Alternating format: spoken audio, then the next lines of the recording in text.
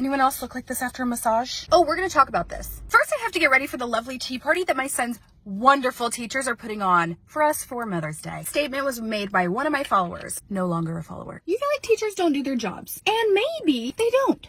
Maybe they're not doing a job specifically because they spent their entire prep walking their students down the cafeteria that came in late to make sure they ate breakfast. Or they spent their entire lunchtime decompressing from the first half of the day because they spent the majority of it de-escalating a child and making sure they felt protected and safe while strategically teaching 25 other students in their room, making sure they're getting the best education they can, and teaching to 25 different learning ranges in the class. Or maybe they spent their entire time after school calling parents of students to hope to get some support and be on the same team. When I was in school, it was my parents and my teacher versus me, them versus me all the time. Now, we all know that there are some bad apples, but for every one bad apple that usually is blasted all over social media, there are 2,000 incredible people behind them. I can't tell you a single teacher that went into teaching just for a paycheck. I can tell you that teachers have the hardest job in the world, and that's because they don't just do one job. It is so common for teachers to leave school and not actually leave anything in the classroom. I can't tell you the amount of times that I lost sleep worrying over a child or multiple children in my room. Or you make a statement about teachers, such as they don't do their job,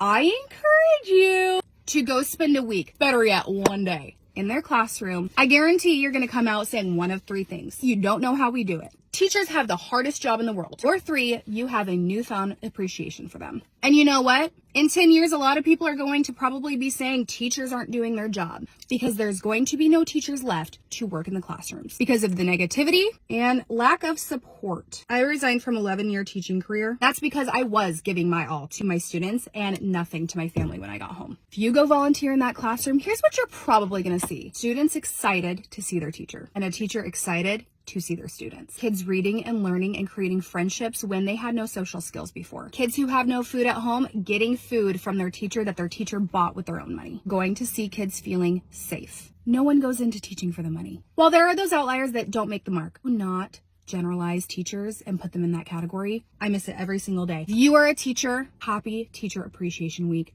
You are so beyond appreciated, and I know you don't hear it enough. Keep loving those kids. We all know sometimes we're the only adult that they have that is safe, loving, welcoming for them. If you are someone that does appreciate a teacher, send them an email, write them a handwritten card or postcard. You have no idea what that does for them. I'm off to a tea party with my son's amazing teachers.